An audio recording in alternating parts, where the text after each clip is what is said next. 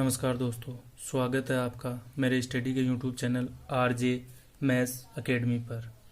दोस्तों, यह मेरा पहला वीडियो है। अगर आपको यह वीडियो अच्छा लगे तो मेरे यूट्यूब चैनल को सब्सक्राइब कीजिए और मेरे इस वीडियो को ज़्यादा से ज़्यादा शेयर कीजिए। दोस्तों, सबसे पहले मैं स्टार्ट कर रहा हूँ कक्षा 10। कौन सी कक्षा? कक्षा 10। कक्षा 10 का पहला टॉपिक ले रहा हूँ वैदिक गणित। कौन सा ले रहा हूँ? वैदिक गणित। वैदिक गणित को पढ़ने के लिए सबसे पहले हमें वैदिक गणित की कुछ परिभाषाएं उनके बारे में जानना बहुत ज़रूरी है। तो वैदिक गणित की सबसे पहली परिभाषा ले रहा हूँ मैं पूर्व संख्या या अंक।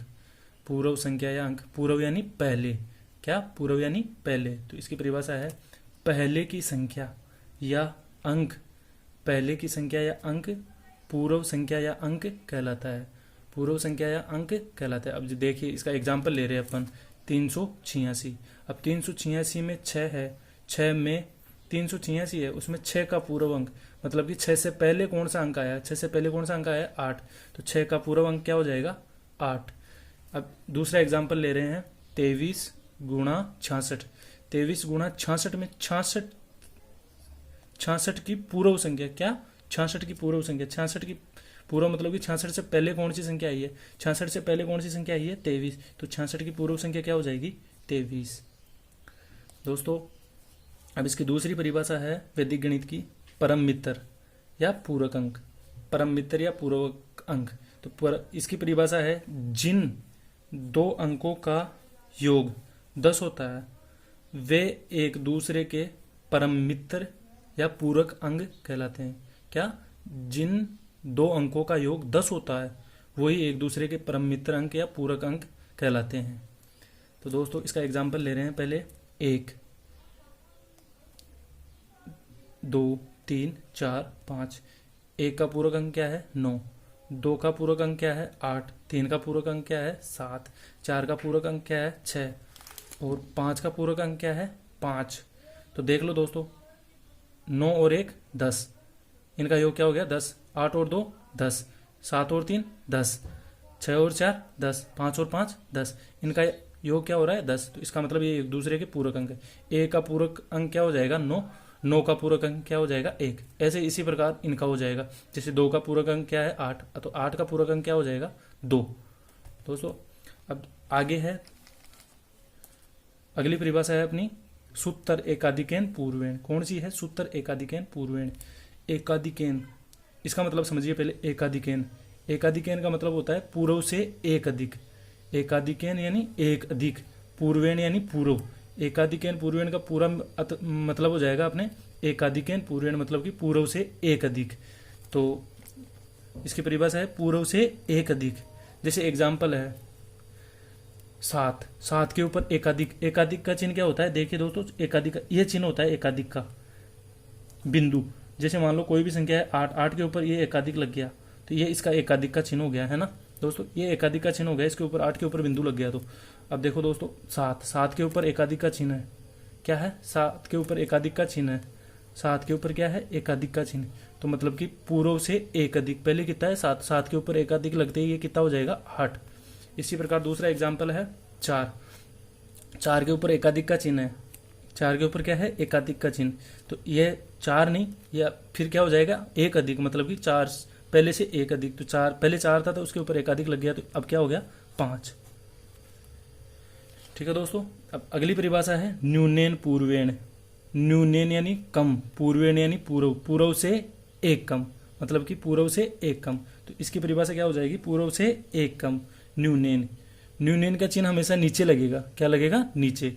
जैसे मान लो 3 है, 3 के नीचे न्यूनेन का चिन्ह लग गया। ये न्यूनेन का चिन्ह लग गया मतलब कि पूर्व से एक कम। पहले 3 था तो उससे एक कम हो जाएगा, तो क्या हो जाएगा? 2।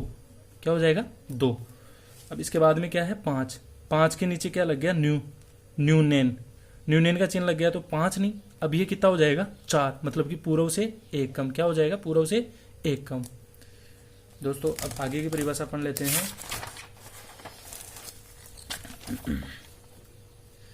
अगली परिभाषा है चरम अंक। क्या है? चरम अंक। वैदिक गणित की अगली परिभाषा है कौन सी? चरम अंक। किसी संख्या के इकाई के अंक को चरम अंक कहते हैं। जैसे मान लो कोई संख्या है, उसका इकाई का अंक है, उसी को अपन क्या बोलेंगे? चरम अंक। उसी को क्या बोलेंगे, चरम अंक। जैसे एग्जाम्पल है 340, 340 में इकाई का अंक क्या है, 0। 340 में इकाई का अंक क्या है, 0। तो यही क्या हो गई, चरम अंक हो गया। यही क्या हो गया, चरम अंक हो गया। मतलब कि इकाई का अंक ही इस संख्या का चरम अंक हो गया। अब दूसरा एग्जाम्पल है 388, 388 में इकाई का अंक क्या है, 8। 8, तो यही क्या हो गया, इसका चरम अंक हो गया। इस संख्या का चरम अंक क्या हो गया, 8। अब अगली परिभाषा है दोस्तों निखिलम अंक। कौन सी है, निखिलम अंक। कौन सी परिभाषा है, निखिलम अंक। निखिलम अंक की परिभाषा क्या है, चरम अंक के अलावा, चरम अंक के अलावा सभी अंक निखिलम अंक कहलाती है। क्या, चरम अंक यानी मतलब कि इकाई अंक, इकाई के अंक के अलावा सभी अंक निखिलम अंक कहलाते हैं। क्या कहलाते हैं, सभी अंक निखिलम अंक कहलाते हैं। इसका एग्जाम्पल है 445। अब 445 में इकाई का अंक क्या है, 5। मतलब कि ये तो क्या हो गया, चरम अंक। ये तो क्या हो गया, चरम अंक। अब इसके अलावा, इसके अलावा 44, ये क्या हो गए, इसके पूरक अंक, वो सॉरी निखिलम अंक हो गए। ये क्या हो गए, निखिलम अंक हो गए। चरम अंक के अलावा बाकी के जो भी अंक बचे हैं वो क्या है, निखिलम अंक है। अब अगली परिभाषा है विनकुलम संख्या। विनकुलम संख्या, विनकुलम का मतलब हो गया ऋणात्मक। विनकुलम का मतलब क्या हो गया, ऋणात्मक। विनकुलम संख्या का मतलब हो गया ऋणात्मक संख्या। ये क्या होती है, इसके बारे में जानते हैं अपन। ऋणात्मक संख्याओं के ऊपर, जो भी ऋणात्मक संख्याओं के ऊपर, जो भी ऋणात्मक संख्याएं होती है उनके ऊपर एक छोटी रेखा खींचते हैं। उनके ऊपर क्या खींचते हैं, एक छोटी रेखा खींचते हैं। उसे हम विनकुलम रेखा या चिन्ह कहते हैं। उसे हम विनकुलम रेखा या विनकुलम चिन्ह कहते हैं। जैसे मान लो -6 है, क्या है, -6। तो अपन इसको कैसे लिखेंगे, 6 और 6 के ऊपर ये रेखा, तो ये क्या, कौन सी होगी, विनकुलम संख्या हो गई। ये क्या होगी, विनकुलम संख्या होगी। ऋणात्मक संख्या है, ऋणात्मक संख्या को ऐसे लिखते ही ये क्या हो जाएगी, विनकुलम संख्या। जैसे और एग्जाम्पल इसका -8, -8 को अपन क्या लिखेंगे, 8, 8 के ऊपर रेखा, तो ये क्या होगी, विनकुलम संख्या। जैसे क्या है -4, -4 को अपन कैसे लिखेंगे, 4 के ऊपर रेखा, तो ये हो गई विनकुलम संख्या। ओके दोस्तों, अब अगला है आधार। अगली परिभाषा कौन सी है, आधार। आधार क्या होते हैं, 10, 100, 1000, 10,000, 1,00,000 ऐसे चलते हैं। तो आदि को हम क्या बोलते हैं, आधार कहते हैं। आदि को हम क्या बोलते हैं, आधार। जैसे मान लिया हमने आधार मान लिया 10, फिर मान लिया 100, फिर मान लिया 1000, फिर 10,000, फिर लाख, ऐसे ये आधार होते हैं।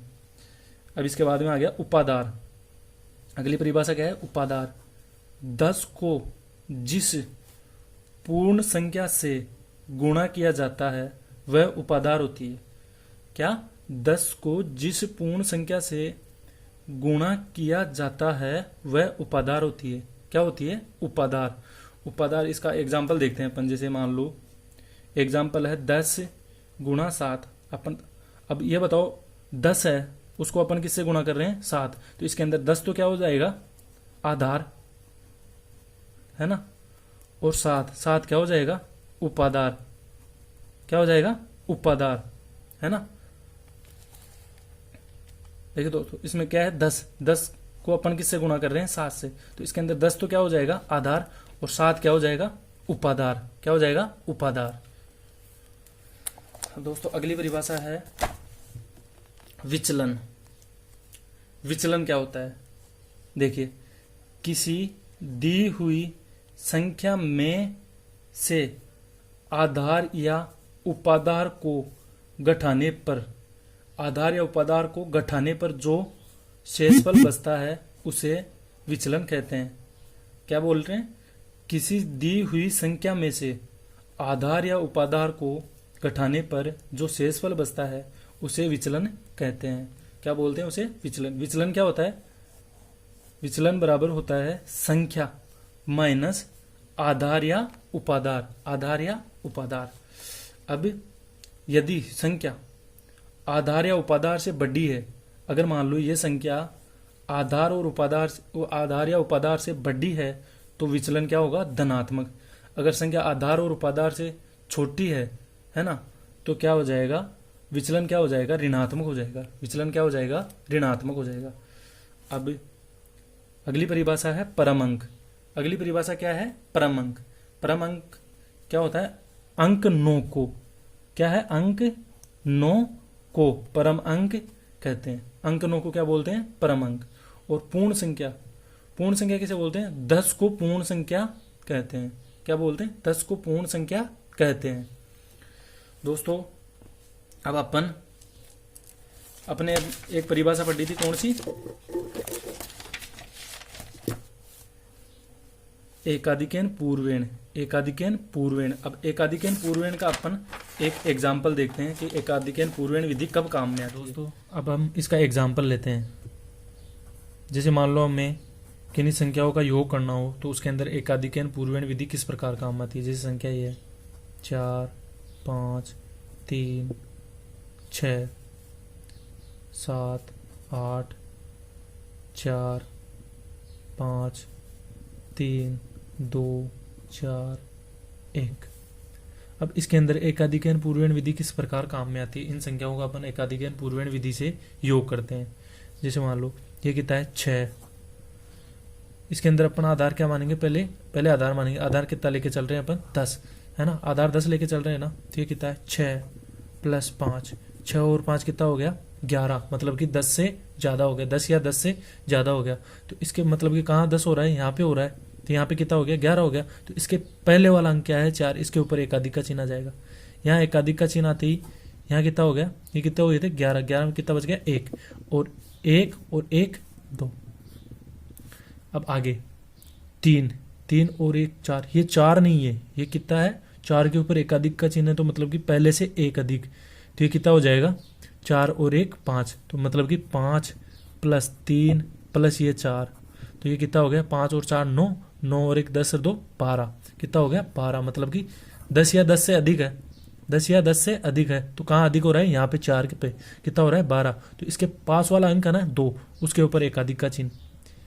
एकाधिक का चिन्ह लग गया तो कितना बच गया? 2। तो वो कितना आ जाएगा? नीचे 2। ये दोनों रो कंप्लीट हो गए। अब इसके अंदर ये कितना है? 5। 5 और 8 यहाँ लिख लो। 8 प्लस 5 कितना हो गया? 13। 13 और ये 2 नहीं, कितना हो गया? 3, क्योंकि उसके ऊपर एकाधिक का चिन्ह लगा हुआ है। तो ये 2 नहीं, 2 से 1 अधिक मतलब कि 3 हो गया। प्लस 3 तो ये कितने हो गए? 16। कितने हो गए? 16। तो 10 या 10 से अधिक हो रहा है तो इसके पास वाली संख्या कितना है? 3। 3 के ऊपर एकाधिक का चिन्ह कितना बच गया? 6। तो 6 कहाँ आ जाएगा? यहाँ पे। ये आ गया 6 आ गया। अब इसके आगे कितना है? 4 और 7 11 हो गया यहाँ पे। मतलब कि 10 या 10 से ज्यादा हो गया। 10 या 10 से ज्यादा हो गया तो अब एकाधिक का चिन्ह कहाँ लगे? तो इसके लिए हमें इन संख्याओं के ऊपर सामने 0 लगाना है। इनके आगे 0 लगा लेना है। तो 7 और 4 11। तो 1 अधिक हो गया। मतलब कि 10 या 10 से अधिक हो गया। तो इसके पास वाली संख्या क्या है? 0 मान लिया हमने। इसके ऊपर एकाधिक का चिन्ह। अब यहाँ कितना बच गया? 1। क्या हो गया था? 11 हो गया था। 11 में से कितना बच गया? 1 और 3। ये 3 नहीं, कितना है? 4 है। कितना है? 4। कितना है? 4। तो 4 और 1 5। कितना हो गया? 5। और इसके अंदर क्या है? 0 नहीं, ये 1 है। 1 ये 1। इस प्रकार ये देख लीजिए, ये कंप्लीट हो गया है। अपना जोड़ सही हो गया है। ये जोड़ कंप्लीट हो गया है एकाधिकेन पूर्वेण विधि से। ओके दोस्तों, आज की वीडियो में बस इतना ही। अगला वीडियो मैं जल्दी लेकर आऊँगा। अगर ये वीडियो आपको अच्छा लगे ना तो मेरे चैनल को सब्सक्राइब कीजिए और इस वीडियो को ज़्यादा से ज़्यादा शेयर कीजिए। धन्यवाद।